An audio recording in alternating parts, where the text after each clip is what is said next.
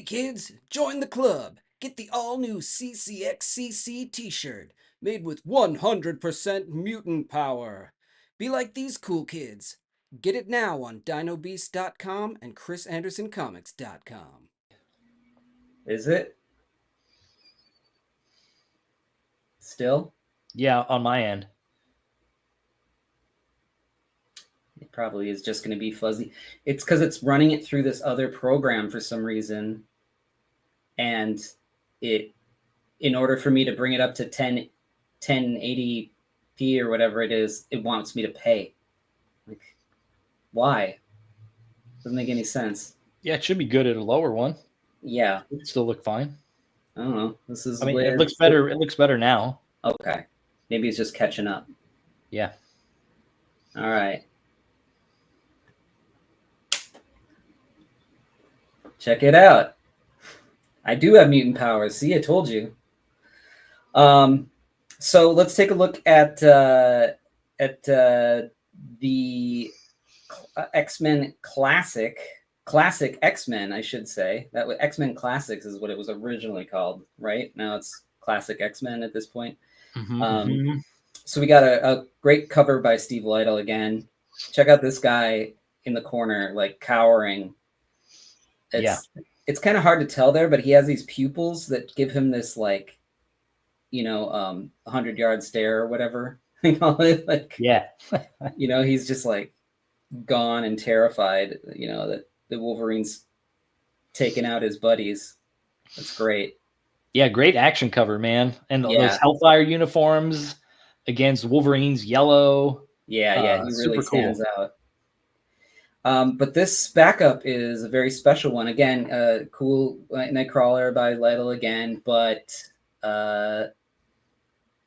Jim Lee making his first CCXCC appearance.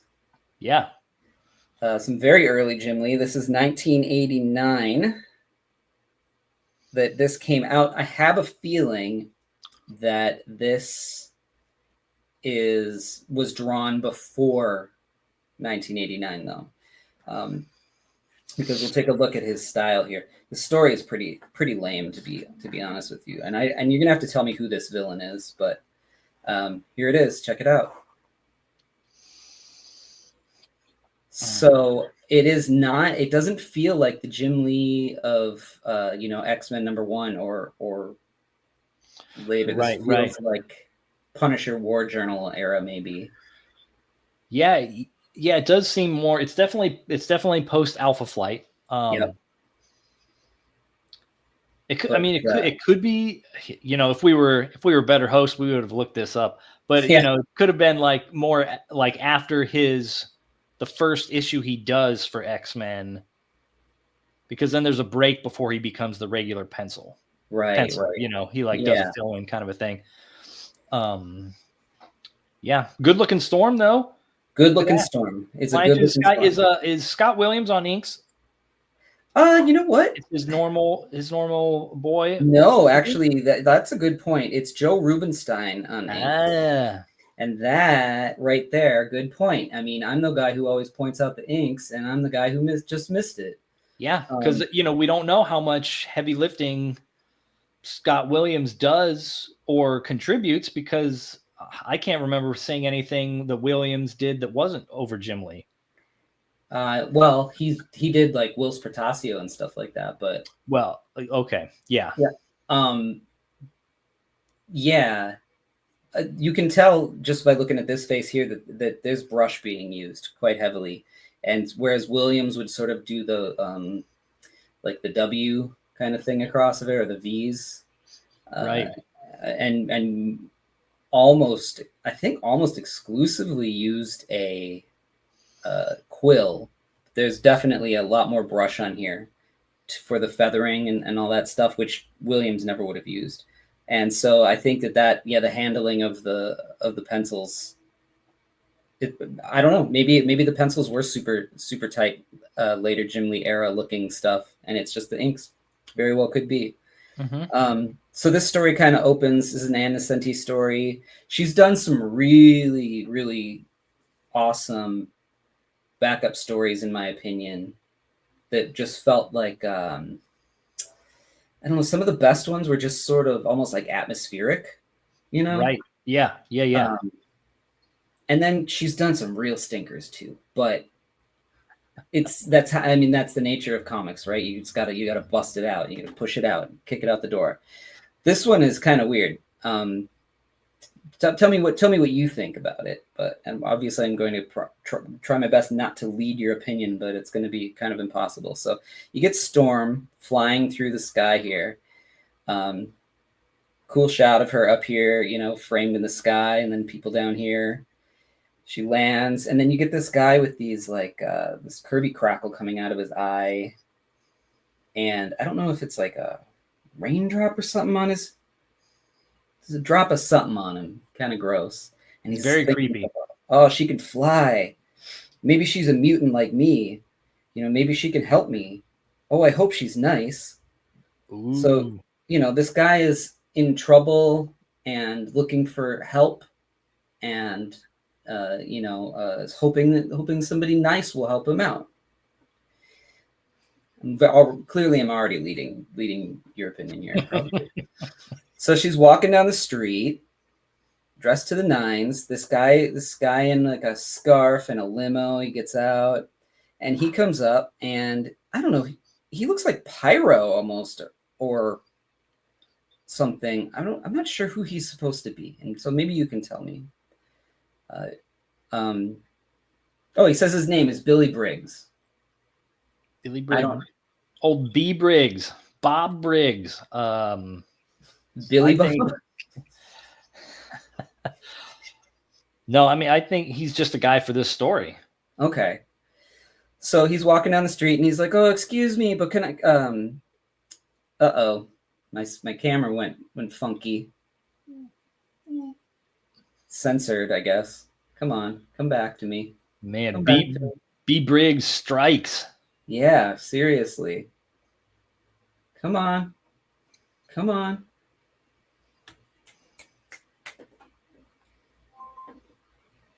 You can do it. I know. There you go. All right. So he's come up and he's like, "Excuse me, but I'd really like to talk to you." And she's like, "Oh, how annoying. Go away. Who does he think he is?" And he's like, "Allow me to introduce myself." And that she's thinking this. "Allow me to introduce myself. I'm Billy Briggs, and I'd like to meet." And when he looks up, she's gone. And so now he's like, "What the heck? Hey, not so fast." He's like, "Lady, I was talking to you, introducing myself, and you just walked off." And boom, he gets just like nailed, you know, in the chest by whoever this guy is in this, limo. Mm-hmm. And he's like, "Leave her alone. Can't you see that you're bothering her?" And he's like, "Oh, she's smiling at him." And she's like, "Oh, thank you. How very gallant of you. Oh, nothing for a beautiful woman such as you, anytime, anywhere."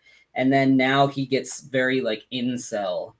He's like, yeah, he's all jealous now. Look at that. Yeah, she's flirting with him. Oh, I see. Just because he's rich, oil slick, con man, is dressed so nice and handsome, she smiles at him.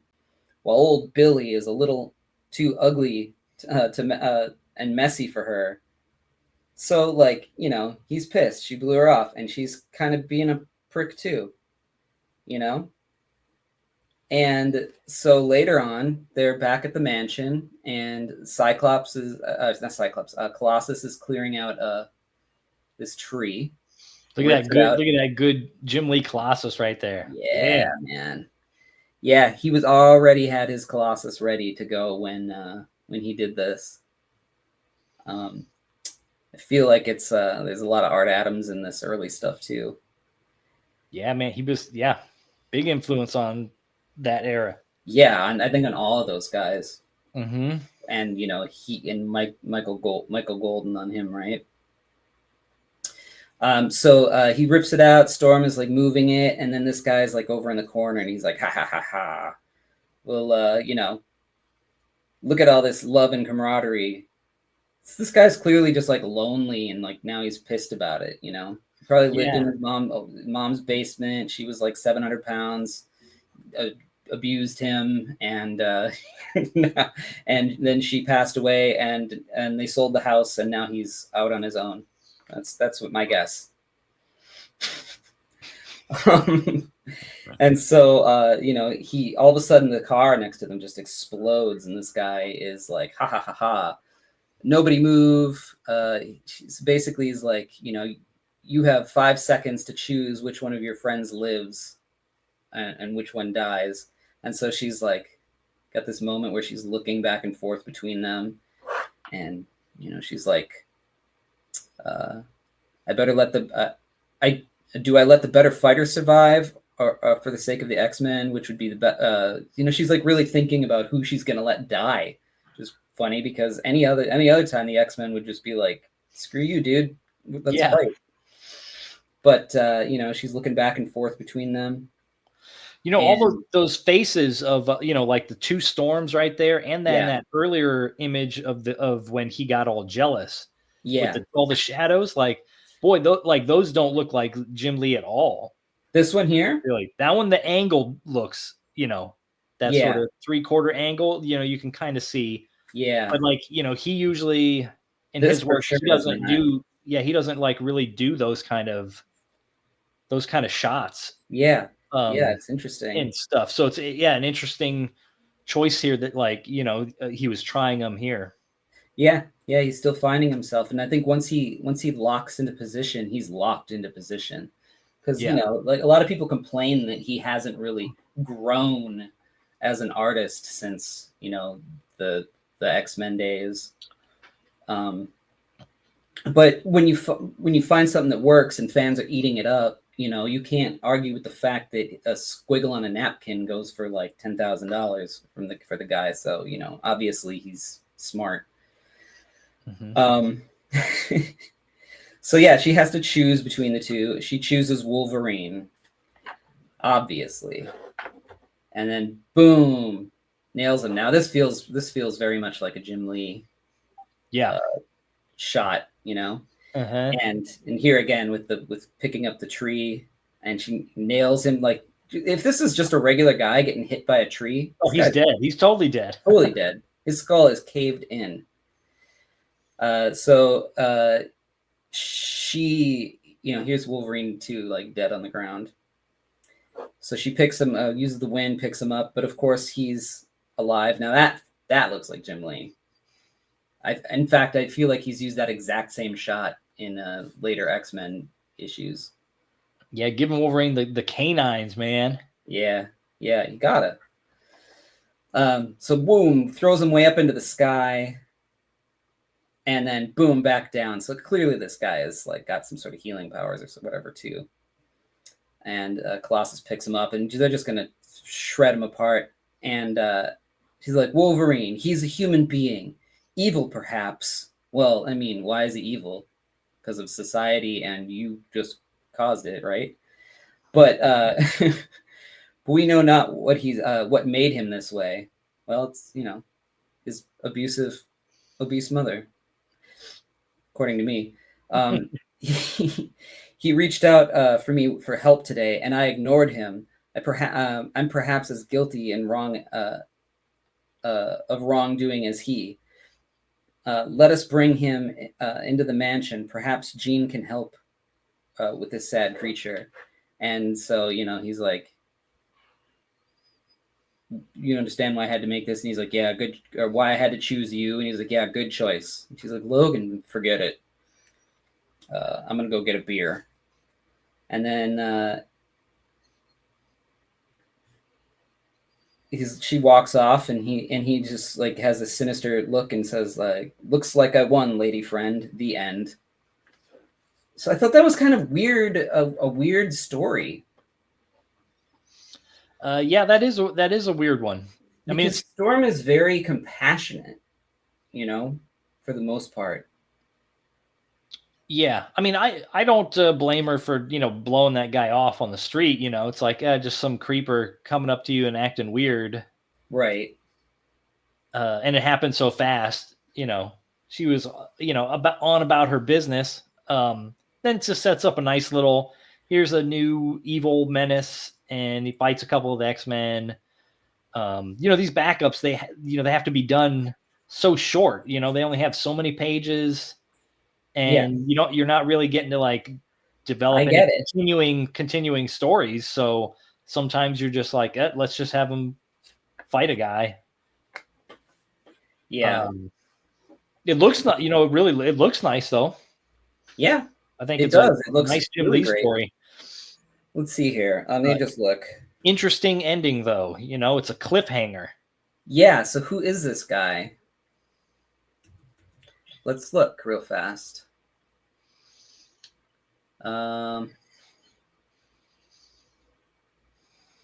Yeah, it looks like he's just in this story. It seems like. Oh wait, maybe he's only in this story. So he never comes back. Billy Bragg. Wow.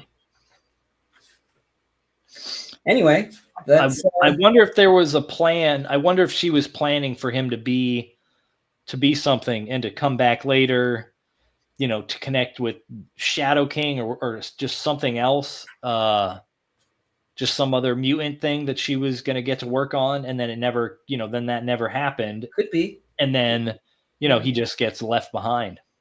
Yeah, it could be kind of deals. And I'm surprised at this point. It didn't look like anyway that he's come back and anybody's picked him up. Usually, I mean, he's clearly a tough dude, Yeah. Well, mark it down for when we are, writing and drawing X-Men, right? That's right. Billy Bragg, issue 1. What is this? Sleaze Brothers. I don't know what that is. I don't know that came out. What Gru does to barbarians, they do to intergalactic private detectives. Okay. This looks like Kelly Jones, Freddy here or something, or either Kelly Jones or like a Sam Keith. I don't know. Yeah, it could even be like a Wrightson. Yeah. Something maybe. Looks cool. Yeah, it's gnarly. Police Academy. Come on, people. Get with it. Anyways, there we go. There it is. It's a nice back, even with the weird cliffhanger and stuff. That one's good. Yeah. I mean, it's good to see Jim Lee. So. Yeah. All right. Well, thus concludes issue 134 of the X-Men and the Dark Phoenix saga. Another banger. So join us next week for issue 135 and go find it however you need to. Steal, beg, borrow, buy, whatever you got to do to read the next issue. And we'll see you next time. Until then. That's right. Be excellent, guys. Later. Just in time. Man, that thing is just giving out. It sucks. There it comes. Yeah, I gotta fix that. All right. Put you in here. What the heck?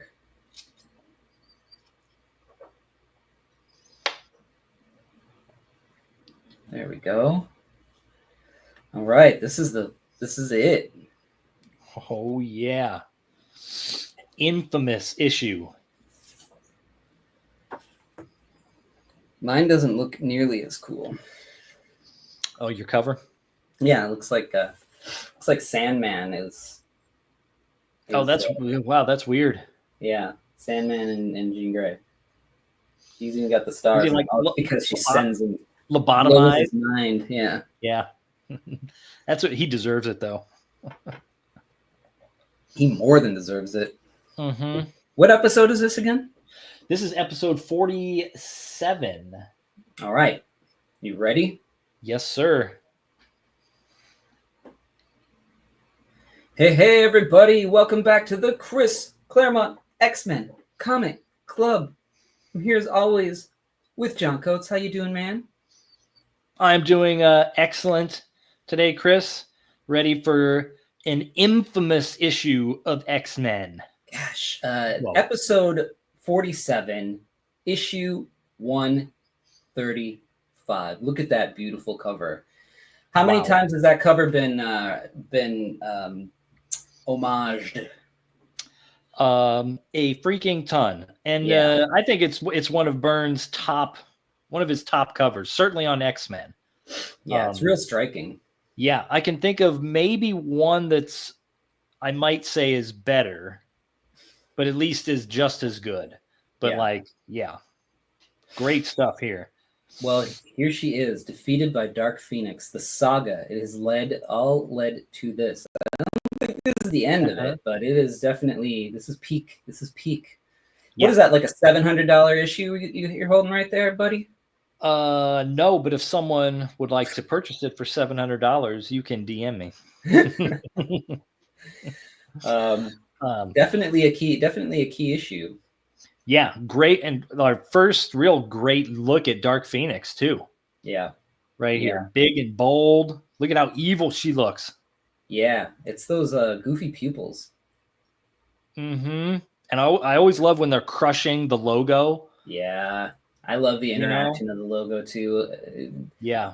I want to do that on a cover. And every time I've been pitching covers, I always at least have one where the logo is getting like bashed or something, like being interacted with anyway. Mm-hmm. And no one ever wants to do it. Like, what's wrong with you people? One of these days I'll get to do one. Yeah, I'll let you do one. Thanks, buddy. All right. So what year is this? 1983? 1980. Ooh, 1980. Ooh. Okay. 80. Yeah. So let's get into this sucker. Let's do it. With the help of Tiny Colossus here. Whoa. And check it here out. is our splash to open things up. Basically, the X-Men's airplane is exploding, and that's giving us our Dark Phoenix logo here, and he lets us know, witness the birth of a god. Oh my gosh. Yeah. Our standard team, Claremont and Byrne, Austin on inks, Orzakowski doing letters, Bob Sharon is on colors this time. And then Salakrup and Shooter are two editors here. Awesome. Mm-hmm. So this is kind of picking up right from the end of last issue. If we remember, the X-Men finally defeated the Hellfire Club and took out those sorry suckers. And then they hopped in their airplane to get the heck out of town. And Time out. Yeah? I think we jumped an issue. For reals? Yeah. What was the last? Did we just do 134? We did. Well, see, it doesn't tell me what the issue numbers are, but the issue that we just ended with ends with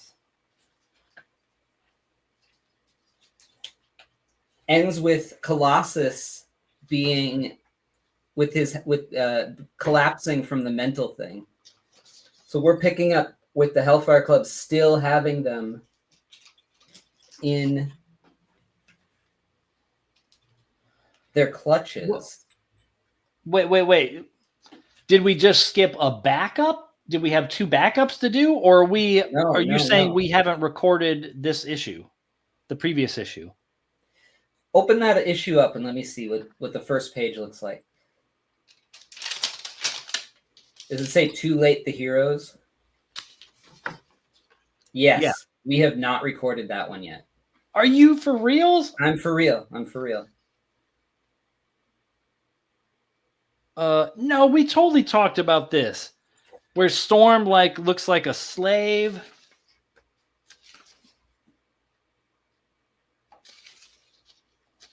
Right? Well, did we? Because it did feel really familiar. Except for I don't remember us talking about Hank coming in here. Yeah, and we didn't get into like the yeah robotics. And I was like looking at that page, and I was like, did this appear in like a previous issue with them looking like that? And I think maybe it did, like the one even before that.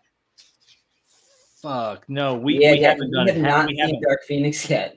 And I was like, wow, it opens on a totally different page even than mine does. And I was like, why are they in a jet? Amazing. Okay, so right. Okay, so we just forget that. We start with man. We must I had it read because we were going to do 2, and then we did the 1, and then we skipped a week. So I know. Sorry about that. Amazing. Okay, now I got to remember what we're doing here. Okay, so this is not episode 47. This is episode 46 then. And this is issue 135? 4. This is 134.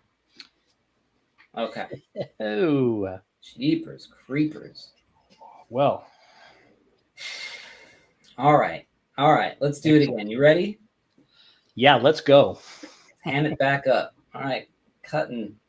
Hey, everybody. Welcome back to the Claremont X-Men Comic Club. I'm here, as always, with John Coates. How you doing, man? Oh, I'm doing great, Chris. Ready to get into some Hellfire. We're going into issue 134. Hilariously, we got ourselves mixed up, and we tried to jump the gun and go to the next issue for you guys, but we had to do a little rewind, and now we're gonna get this right. Oh, we're just too excited. We're just trying to get to the good stuff. Not that this isn't a good one, but check this cover out. This is a cool one. Yeah, great. I like the colors, man, with the Hellfire and the X-Men both in red. So you just focus on Jean as the Black Queen here. Yeah. Yep. Yeah. Handled really well in the colors, for sure. Mm-hmm. Yeah. Great stuff. Let's crack this open.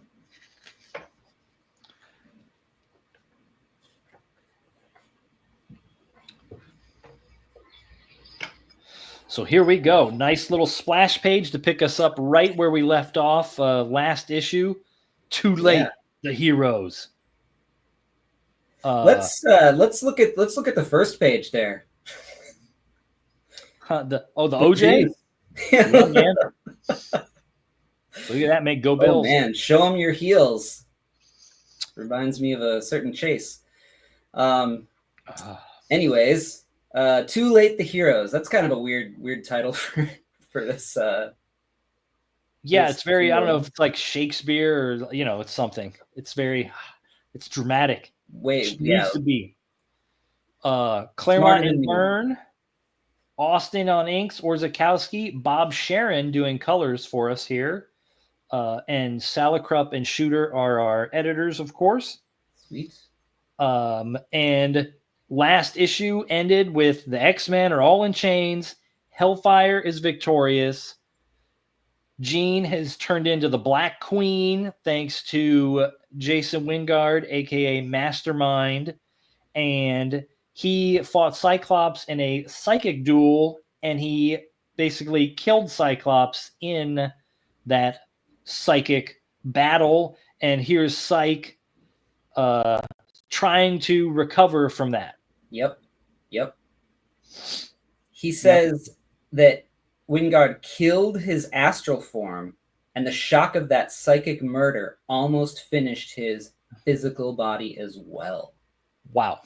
What are you walking? Is he walking around without a spirit now? Is he like a hollow being for the rest of time? If your astral form is killed, that doesn't sound like you're getting off too easy, but maybe you do. Yeah, maybe it can slowly recover since his physical body survived, Maybe. We'll have to consult our Doctor Strange comics to figure that out. Yeah, exactly. And Wingard here is taunting him. Jean Grey belongs to the Hellfire Club, body and soul, now and forever. And she's just like, yeah, whatever. They're talking about me. Mm-hmm. Who cares? And we get a nice little rundown here of here's our X-Men, of course, as they are, and then shows us how they normally look, which is great because Nightcrawler looks exactly the same. Yeah. And then we get our third panel, which is how Jean is seeing them thanks to Masterminds' illusion, where then they're all, 1700s appearance. So, this is a great page for the whole Jim Shooter. Every comic is someone's first comic thing, right? You're doing the recap. You're telling everybody who's never read a book before what's going on. But here's the thing. I was reading this and I was trying to imagine myself not knowing anything about the X-Men. I've never even heard of what the X-Men are. And I go into a shop and I pick this up and, good old Shooter's mandate, it's going to fix me up. I'm going to know exactly what's happening right off the bat. But there is so much overlap and characters and convoluted stuff going on here that if I didn't already know who these characters were, even reading that, I'd be like, what the hell is happening here? Yeah, definitely. It's the whole mastermind, messing with Jean's head also becomes a real sort of mind screw for the reader. Yeah, there's 3 versions of them and 2 versions of them, yeah. And one doesn't. And then there's this secret society, and they're what?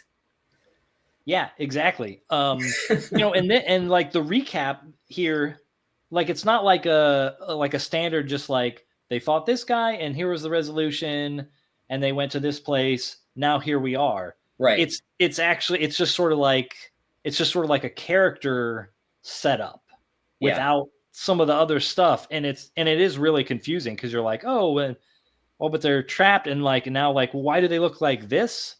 Yeah. And it's and her, because she normally looks like this because she's being manipulated by this guy who also doesn't look like that. He looks like this. Yeah. It's great. And then you got these other guys just standing around, just sort of gawking with these creepy grins, Yeah. But I even though it's confusing, I kind of like it being different that way. And it's great to see sort of like normal Jean, but then here's how she is, and then here's Wingard, but he's really Mastermind, who's like this creepy guy. Yeah. And then here we get our shots of our other inner circle members, if we remember them: Harry Leland, Sebastian Shaw, who's the top dog currently, and Donald Pierce, aka Cyborg. And they always remind us that a cyborg is part human, part superpowered machine. Yes. Because I think in 1980 comics, cyborg must not be a common phrase showing up. Yeah, I loved that they explained what it was. Yeah, and they'll explain it a lot, for a while. Now, listen, every time he shows up. If you didn't catch it yet, cyborg is... He is not a mutant. He is half machine. And so here we go. Now, victory. Yeah, Mastermind. He's just like raising a glass to drink. Mm-hmm. And they're just like going to party it up. And then we get this huge, just weather event outside. Look at all this rain. And it's filling up the sewers, which, remember Wolverine cut the lines to try and create a diversion, a possible diversion with no control over when it might happen. Or if they even needed it would happen. Yeah. Because it could have stopped raining. I love that. But look at that. And I really like this sort of caption note here. Usually it'll just tell you the issue. Yeah. When something happens. But here it says, X-Men 132, page 10, panel 6 and 7. Yep. Says it for my classic here too. Yeah, that is some detail that I like. That is good. Does it say Bob? Oh no, mine says Bob the Devious. So what does it say for your editor? Sneaky Salacrup. Okay. Because that's the editor, Yeah, when it this was one Bob came out. Harris for the classics. Yeah. But now they hear some noise. They're like, oh, there's a commotion. What's going on? And the commotion is Wolverine, suckers. Look at Scratch. Shaw's slack jaw in the foreground there. Yeah. And then, because he's just yelling at Leland. Leland, you unmitigated fool. He swore that he drowned. And look at the guys still clinging to him. Yeah. The sort of it's like the regular security guards at the party trying to hold back Wolverine. That's a great touch, man. Mm-hmm. Because I think if I was doing it, I would have had like the bodies flying through the air, having broken the door or something like that. Mm-hmm. That's the no-brainer way of doing it. But this is a brainer. Yeah, it's kind of nice. It's like he's just ignoring them. Like he's like, these guys are so far down on the list, they're not going to be able to stop me. I got to get in here to the X-Men. Yeah. And look at that. He does. And now Masterminds is going to try and get the Black Queen to do their dirty work some more. And she turns all pink, with this energy and grabs Wolverine and chucks him around. And the other X-Men are like, no, what are you doing? And here we go. Cyclops, though, look at this little pink. The padlock that's holding his helmet together just pops. Yeah. And Jean is talking to him in his mind through their little rapport that they share. And he's like, oh, I hear her. She's so beautiful, shining like a star. She broke Mastermind's hold on her. Oh, so she's just playing Mastermind. And Psyche here just blasts that helmet clean off his face right into Pierce's head. Yeah. I also like you can't even see his head. It's just like a dashed line. Yeah. Because it's completely behind the optic energy. Yeah. Which is a great touch. So bright. Yep. Yeah. So then he can just turn and with one blast just takes out all the rest of the X-Men's locks. So now everybody's free. And then he turns that right on Mr. Harry Leland. Spadow. Yeah, I love this shot, this long panel of the servants down below and him being blasted over the banister. Yeah, in look the at air. that through a wall. Great. Yeah, it almost looks. The banister almost acts like a gutter there, it's splitting it, but it's not. It's all one image. And that's a smart move by Cyclops because Leland is maybe the first one that could slow him down. Yeah, exactly. If he would increase everyone's mass like he did Wolverine. Mm-hmm. And now Jean, she's back. She's like, "Go Wolverine!" And Wolverine's like, "Oh, you're working on the side of the angels after all. Sneaky moves, lady. A woman after my own heart." And she's like, "I know. I wish I wasn't." And now here's Wolverine. He's ready for payback. Damn, that was cold. Mm-hmm. And so then Shaw, he's ready to tangle it up again. So he's got to take off his nice, robe. He doesn't want that to get damaged. Yeah, he likes to take off his shirt before he fights. Yeah, I mean, he's a buff older guy, so he wants to show it off. And he reminds us here, a good reminder, that he absorbs kinetic energy and it makes him stronger. And so he's all cocky. He's like, "Oh, Cyclops, you're just going to blast me and I'm just going to get stronger the more you do." So Psyche blows open the floor to send him down a hole.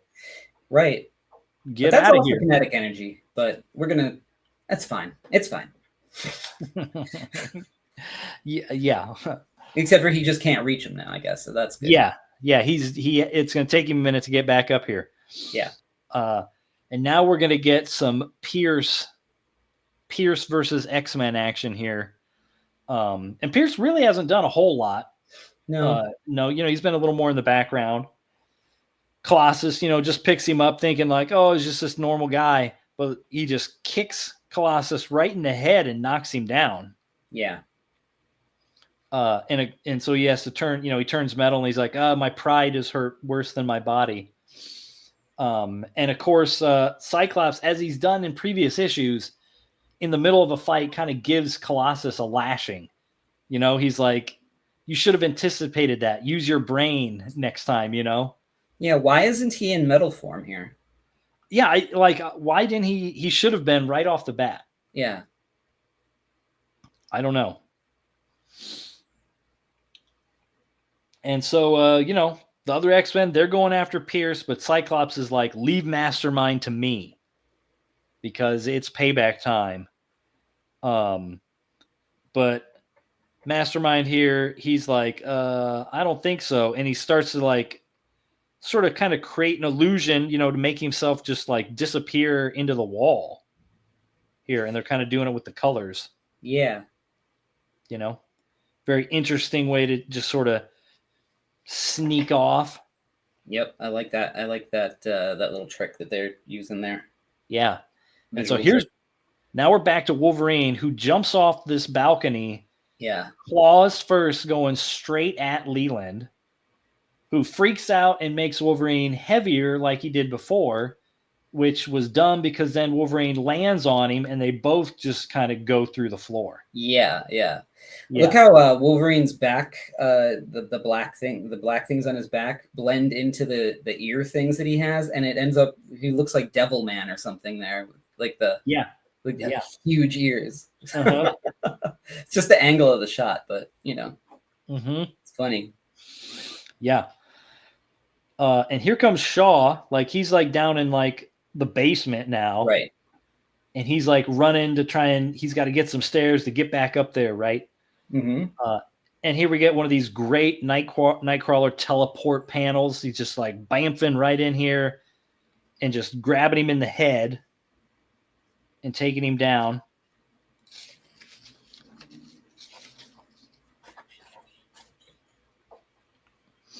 And Storm was jumping into action there too. But now we're going to cut over to Avengers Mansion, which is only, of course, 4 blocks away from the Hellfire Club. Yep. And here's the Beast, you know, holding a book with his feet. He's the only one there. And, you know, he's like answering this alarm. And it's like, you know, police needed at the Hellfire Club. The X-Men are attacking people. And he's like, X-Men on the rampage. He's like, that can't be true. Yeah. And he's like, well, should I alert the other Avengers or maybe just check it out myself? And he goes by himself. He is the worst Avenger ever. He's told like, this is what we got to do. We're gonna go and handle something. You hang out back here. This is the mandate, though. If this happens, you got to do this. And then this happens, and the X-Men are involved, and he's like, screw the Avengers. Yeah, and he doesn't even know that it's the X-Men for sure. It's just like a police bulletin. Like it could be any kind of evil menace or fakes or anything. Yeah, terrible Avenger. No wonder he's not on the team anymore. Yeah, he's just chilling here, just reading a book. Gosh. So meanwhile, as it lets us know, here's Pierce, who's a pretty strong dude, not a dude, cyborg. Yes. And hello. And do you know what a cyborg is, John? Oh, I believe it's part man, part high-tech machinery. As it's been explained to me 75 times. Yes. And Colossus is just like, what is going on? And so now he's like, okay, he's like, I'm done messing around. And look at this great I love that. Dract where he just breaks Pierce's robot arm. Look at that. Yeah, just snaps hopping. It. I love how oh my gosh, why am I blanking on his name now? Because I'm on the spot, that's why. A previous artist. Oh my god, what's his name?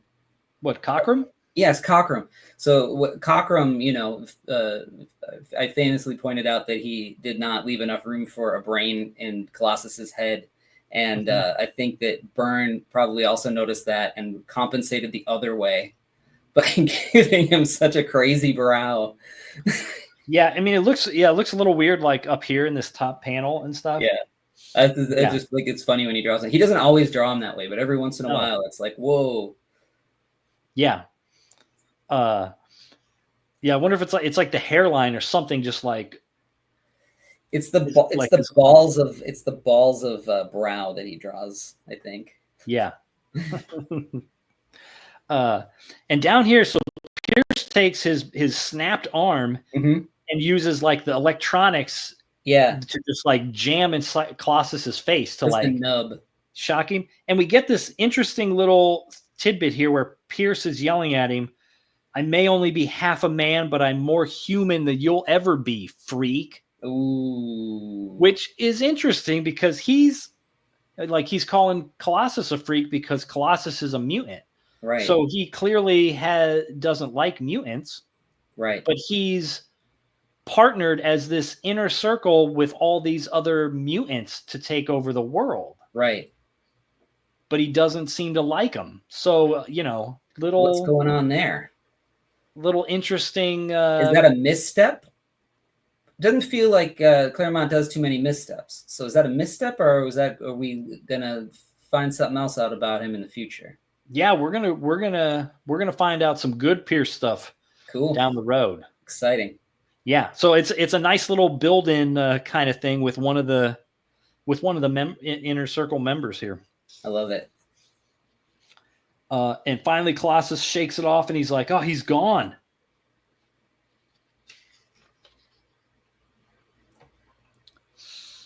And we get back to the basement here, and Nightcrawler's just kind of like, I don't know, doing acrobatics with Shaw. Yep. And just trying to like spin him around. And of course, it only works for a little while because Shaw, he's too tough to like deal with that. Yep. He eventually just grabs him. Yeah, grabs him. And here comes Storm, but like, okay, what's she going to do? And look at that, the snow piling up on him because she's just making it so cold, it's draining his energy. Smart. And going to freeze him to death. And he's like, he doesn't have any time left, so he just chucks Nightcrawler into Storm and then like makes his escape. And, he is in this secret tunnel getting out of here. And here comes Pierce, who's also beaten. And he says, "We're beaten, man, beaten." Yeah, he's like, how can you be so calm? He's like, "I know." He's like, "I've lost before, but the war goes on. Yeah. And next time it'll be different." It's like, ooh, dang. So Shaw is like pretty old, right? Is he like?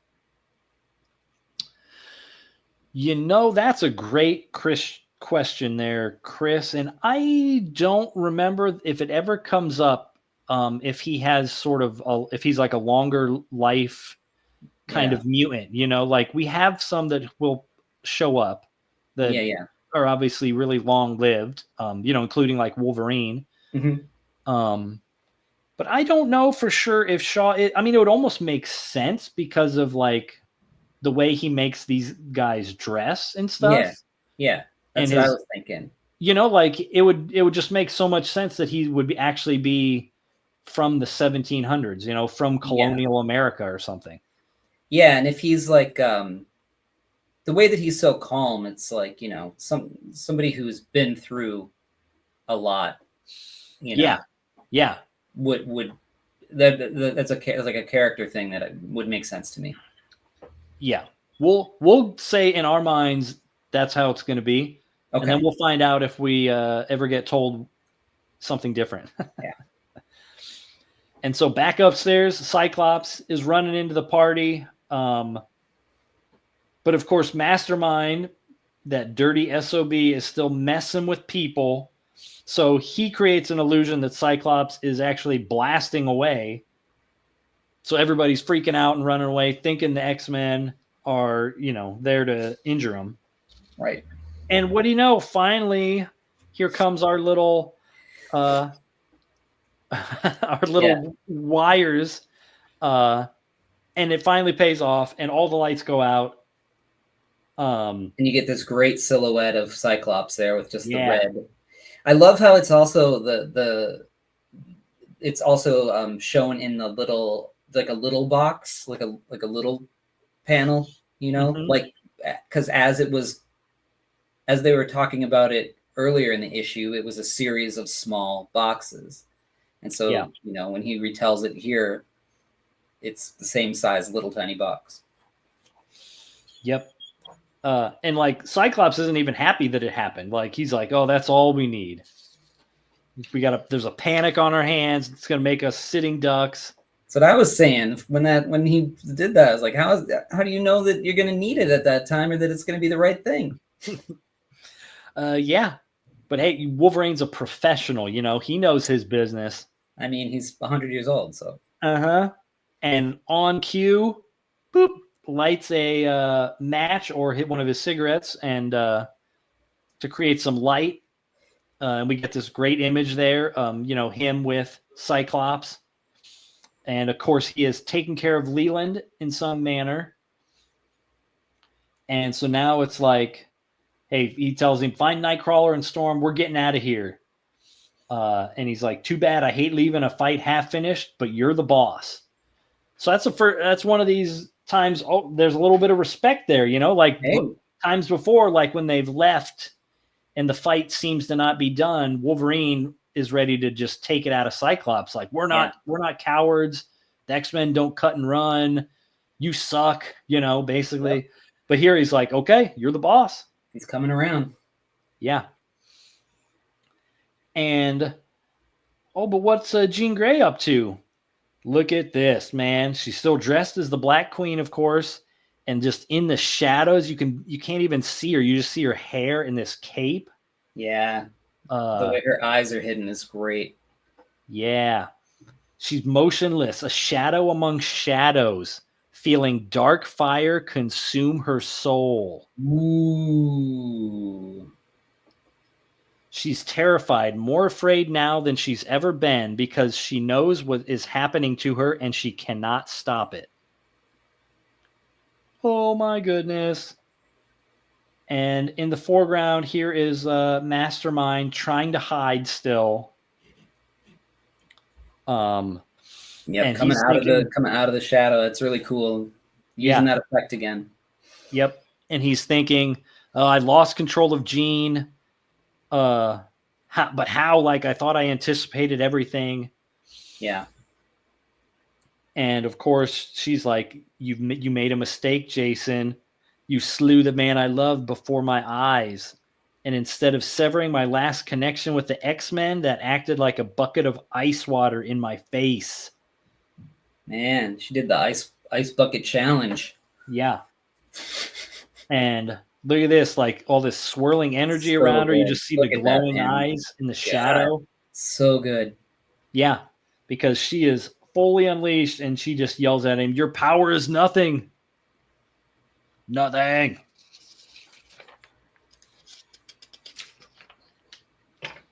This is great. This is a great page. Yeah. Great couple pages, actually. Yeah. It's like lights are on. She just blasts him against the wall. And then just pins him there with this sort of, you know, psychic bird claw. Awesome. And he's like, you're killing me. And she's like, I'm going to do worse than that. Mastermind. And it's like, oh man. And so she is going to just reach into his brain and finds around his neck this little mind tap mechanism that the White Queen designed, which is what he used to project his illusions straight into her mind. So that's how he was able to accomplish his manipulations. So it was his disguise ability enhanced by her telepathic ability and her ability to make devices, which we learned she can do. Yeah, basically. The torture devices is what she did before, Yep. And so, you know, and Jean's like, oh, use a telepath to ensnare a telepath. Ingenious. And so she just crushes that thing. And now we look at this great sort of shadows on her face. She looks so evil here. Mm-hmm. And just like, through me you sought power. Very well, then I'll grant your wish. And Mastermind's just like, no, please, no. And she just like sort of transports his mind like gives him a taste of all this like just cosmic power from one side of reality to the other through space and time. And just like in the blink of an eye, and basically just like lobotomizes him. Yeah, I really wish that somehow this was able to be on one page, because look, there's just the pacing of it is really great. It doesn't really matter, but like the pacing of it is so great, where you go from her to him terrified, you push in closer, you know, to the it's still eye. his face, you go in closer, it's the cosmic eye, and then you get this big panel of him just like, you know, seeing, you know, the eye of God or whatever, you know, basically. Yep. And then his, you know, pull back a little bit to his eye and it's warped. You pull it out again, and then as you pull out, he doesn't look the same anymore. He's what Mastermind normally looks like, right? Yeah. It's so good. And he looks when he's Mastermind here, he looks like Peter Sellers in the Pink Panther or something right there. Yeah. Yeah, definitely. And you know, is you know, like in the shape of his eyes, you know, are different and stuff, but he Byrne does a good job here of like he has this vacant look. Yeah. You know, to pull He's that so good off. at rendering warped stuff too, like that long elongated eye. Yeah. And we get this tear coming down, coming down his face. And she says, "Enjoy your trip, Jason. You won't be coming back." Yeah, I mean, it really is a trip. Yeah. And she's like, "In a way, I envy you. You're at peace. And Phoenix doesn't know the meaning of the word." Not good.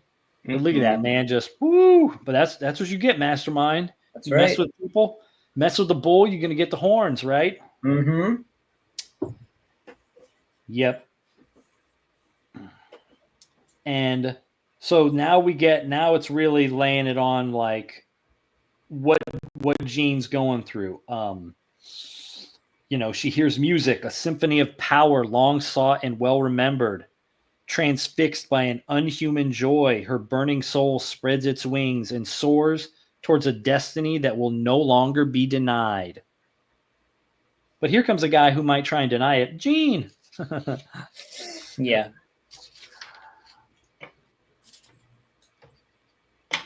And maybe he does, he's like, "I've been searching for you." And she kind of like, she's grabbing her head, like she's having a headache. She's like, "Scott,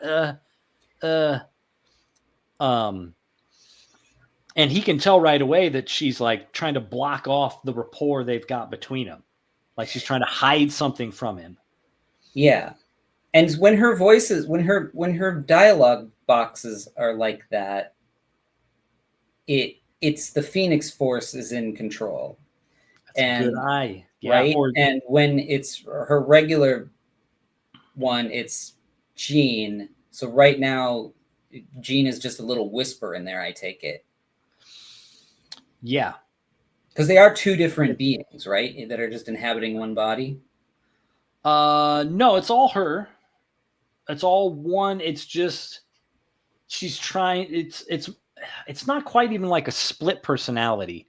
I think it comes across. It's more of just like listening to the good guy on your shoulder, the bad guy on your shoulder. Yeah. Like it's a little more like that, but it's being set up that like the bad guy is like all that's left. Right. I could have swore when she first got inhabited that said it was a being, but I guess not. I mean, maybe in the classic, they way back if in the classic they might have changed some of the wording, because remember that is of course after they retconned Phoenix into something different than the original meaning. That's right. So it could be something like that. But we'll see how they explain it as we move along here.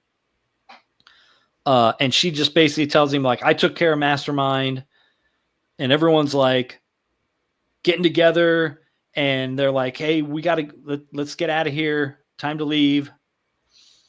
And so they're taking off, and Shaw's just kind of watching them out the window here. And he's already planning, scheming what he's going to do. He's like, before I'm finished, you're going to be public enemy number 1, X-Men. Ho. He's going to twist it to his own advantage. Dang. But the X-Men get here to, the park, and a pond or whatever is in Central Park. And here comes their awesome little flight jet, just kind of hovers up out of the water. Great little thing. It's kind of like the Owl's ship in Watchmen, Yeah. Later on. And so, they hop on board, and they're trying to just get out of here fast. And here's Jean in the foreground, still holding her head,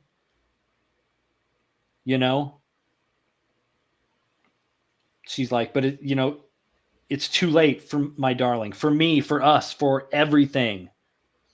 Like, there's still that good little bit of like good inside her, like a moral compass, or, trying to like, she knows like she can't hold back like the dark side of her soul anymore. Love it. Yeah. And here we get, Wolverine kind of looking down as like the cops show up at the Hellfire Club, which is interesting. And he's like, it looks like they rounded up an army to take us on. And then we get this voice from behind him. Against an army, Wolverine, you would have at least had a hope of survival. But against me, you have none. And they're like, what? And Storm's like, gods of the earth and air. And Cyclops is like, oh no. And this Wolverine face is great. Like, he's just peeking out behind Colossus's neck. Like, you can just barely see him. He's like, Jeanie.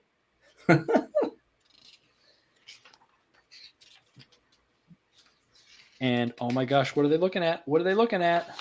Boom. That is what they're looking at. Hear me, X-Men. No longer am I the woman you knew. I am fire and life incarnate. Now and forever, I am Phoenix.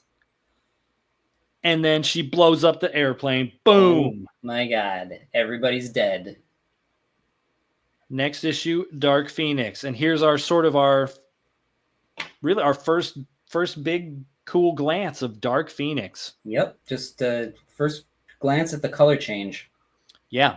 Oh, this is adding some red, right? Yeah. It's like, it goes to red and gold, which is a great little change. And we get all this sort of psychic energy kind of coming out of her hair and these evil yellow eyes. Like, she's got those big black shadows under her eyes, which really kind of sells the evil. Yeah, that looks so good. Mm-hmm. Wow. Well, there she is. It's all led to this. Yeah, man. Now stuff gets crazy with the Hellfire out of the way. All right. Well, let's take a look at this classic issue. Whoops. Yeah. Whoop. There we go. All right. So here we get what's his name? Mastermind. Yeah. All lobotomized. Yes. And you see the stars in his eyes. Yeah. And then the stars in our costume. Yeah. That just looks great. Yeah. Great image. I like the use of the greens. It's like just kind of weird. Yeah. And he did like a stipple effect and added like a screen tone to it too, to give it this really cool effect. Yeah. But just drooling all the way down. That's a great cover. He looks like Sandman, but it's obviously before Sandman. But if you take the mustache out. Yeah. And then you get this here. She's tossing Wolverine. Yeah, that's a great inside image too. I like that. Yeah. So our story here comes from actually Tom Orzechowski, writer and letterer. Oh, nice. The oars on writing chops here. Check it out. And then you get Jim Fern as the penciler. I don't know Jim Fern's work. Do you? No, I can't say that I am too familiar. Yeah, it's probably going to be one of those things where, like, I've never heard of this guy, and then in a week, you're not going to hear me shutting up about how awesome Jim Fern is and all of his. Like, I'm going to go down a rabbit hole. Yeah, we're going to go bin diving and all of a sudden grab some issues and be like, oh, Fern did this issue and this issue. Yeah. So we got Joe Rubenstein as the inker, and Glynis Oliver is the colorist. Do we talk about why that her name changes like that as well? It's because she divorced Len Wein at some point and changed her name back to Oliver. They're in between the classics and the regular. So there you go. Interesting. So yeah, this Jim Fern is an interesting artist. You look at some of these faces and they feel like Rick Leonardi. They feel like Capullo later comes in, and then it's also his own thing. He's also almost got this in some of these faces. He's almost got this like Ditko-esque kind of thing going on. It's interesting. And so this story is it's an interesting. Oh, of course, things got to go out again, doesn't it? Anyway, I'll talk while it waits to come back on. It's an interesting story. So we're going to start out with you've got Nightcrawler here walking down the street in a trench coat, a la Ninja Turtles and Hank before him. Anytime you wear a fedora and a trench coat, obviously you're some sort of grotesque looking thing underneath it, right? Yeah. And you see this sort of this mom sort of talking here, and he's walking down the street, and you get these kind of characters all getting together, and he's like, "What is this? Oh, that girl, it's amazing!" And she's got this cane in her hand. He's like, "Oh, that's what breakdancing is." So it's really funny to introducing people to breakdancing. Cutting edge, man. And every once in a while you get this kind of mom kind of talking and just going like, you'd make more friends and take more pride in your appearance. I'm sorry I don't have so much time for you now with your dad gone, but I'll try to make it up to you. And so this conversation, one-sided conversation with this mom happens throughout the whole thing.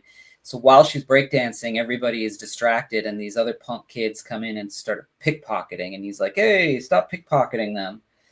And she has this crutch, but she's super agile, so she's like out of here. And so he bamfs himself, in front of her. And she's like, "What the hell?" Oh, she doesn't even have a leg. I see. I missed that earlier. So he gets on the train, and she's like, "Why are you following me, you weird creep?" And he's like, "Oh, I'm just really impressed with you. I'm not from this country, but basically I was involved in a circus." And this guy's like on the train is looking at him thinking, "Performance artist."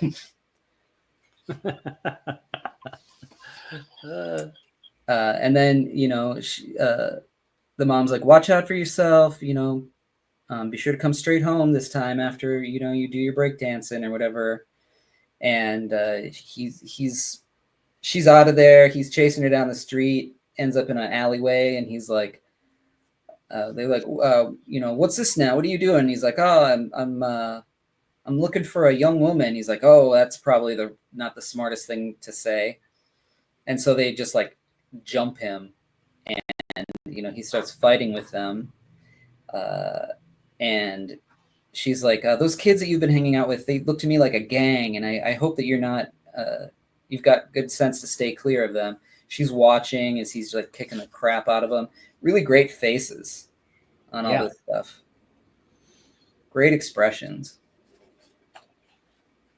So she jumps down, and these are obviously were her friends. She starts beating the crap out of them too. The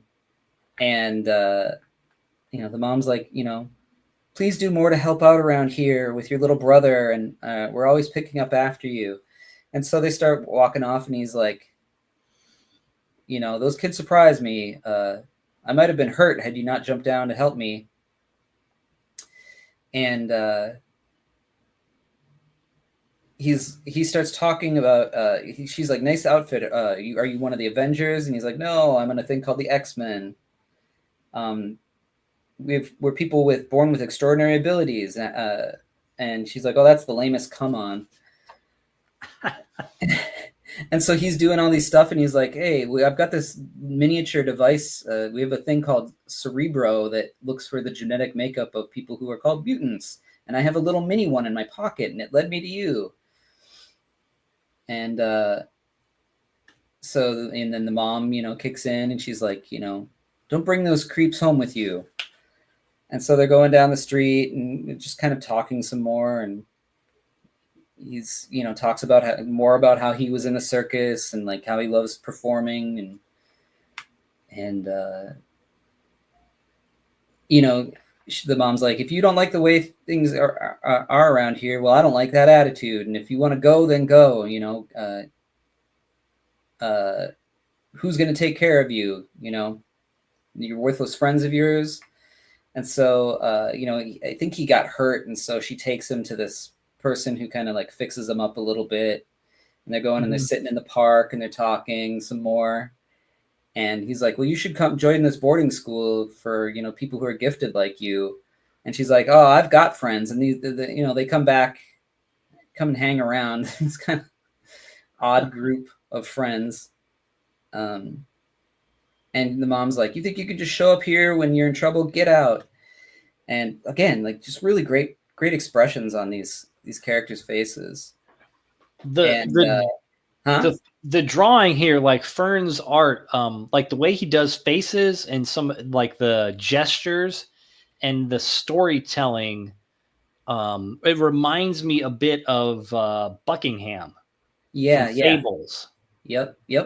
Buckingham leans a little more almost towards a Sienkiewicz kind of in some of his stuff, where Fern here is like a little more towards a rounded cartooniness. Right. But there's some definite similarities like there. Yeah, definitely. And so he's trying to basically in this scene convince her to go along, and she's like, oh no, that sounds like it's boring. This is far more exciting out here, And he's like, all right, well, she's like, but keep in touch, and maybe we'll. She's like, you should come and hang out with our gang. Keep in touch. Maybe we'll have an opening. And he's like, oh, it's the best offer I've heard all day. He said, it's like, I should have I didn't have the chance to tell her what the X-Men really do. She must think we're a finishing school for gloomy mutant circus performers. Oh, well, there's still time to catch the next train back to Westchester. And he gets on the train and stuff, and starts thinking about his family and stuff. And then you get this moment where she gets on a payphone and calls her mom and is like, I'm still mad, but how are you and the kid? So she's thinking about her family. And then that's the end of it. So we never really find out who this girl is. She's like a super mutant acrobat with one leg. I don't know. Man. But his cartooning is really cool. He takes chances with the facial expressions, and sometimes it fails pretty hard, but sometimes it's just perfect. I love this face here, Yeah. And this one feels like it could be in a Barbie comic or something. And then this feels like Capullo, and then this one feels like a different character altogether. But it's at least it's interesting. Yeah, it's fun. It's great. And you mentioned the Ninja Turtles earlier, with the trench coat thing. Yeah. That whole story, if you just replace Nightcrawler with a Ninja Turtle in that jacket, you could. I could totally see this as in a Ninja Turtle comic in the regular series or something. Yep. It's 100%. It could be that. Yeah. And then the girl might show up later. Totally. In a future issue. Yeah, it's like a when they're in the street. one-legged Yeah. April O'Neil. Yeah. Yeah, so that was, I mean, that's a pretty good one, and awesome, Orzakowski, for stepping up and writing a story. That's cool. Yeah. Obviously, I'm not going to be using this camo app anymore because it is doing really crappy. But let's let me remove this, put this up on the screen if I can. Hello, how are we doing here? There we go. All right. So that was issue 134. 34 of X-Men. Next issue. Woo! Big time. I cannot wait. Go spend, $300 for a copy of that issue. Whatever it takes. Whatever it takes. Rob a bank with your mutant powers. Bamf in and out. Whatever you got to do to get that book. And join us next week. Anything else to say about this one, John? No, man. We're deep into the Phoenix saga now, and it's like getting real. She has arrived. Awesome. Yeah. All right. Well, I guess there's nothing else to say other than until next time, everybody. And until then, be excellent, guys. Later.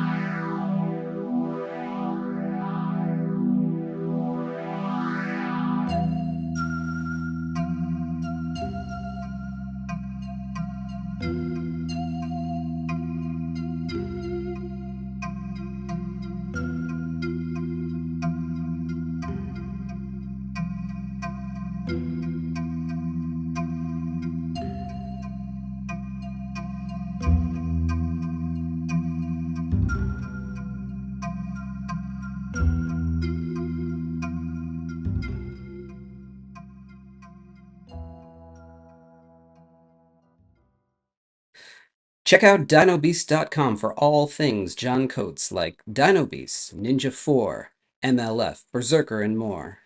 ChrisAndersonComics.com is where it's at for books like Chaotic Neutral, Spectral, A Showcase of Fear, Lost Angels, and more, plus apparel and original art. Also a link to Patreon where you can read Three-Headed Pigman now. Don't forget to like, subscribe, and hit the bell icon. We'll see you next time on the Chris Claremont X-Men Comic Club.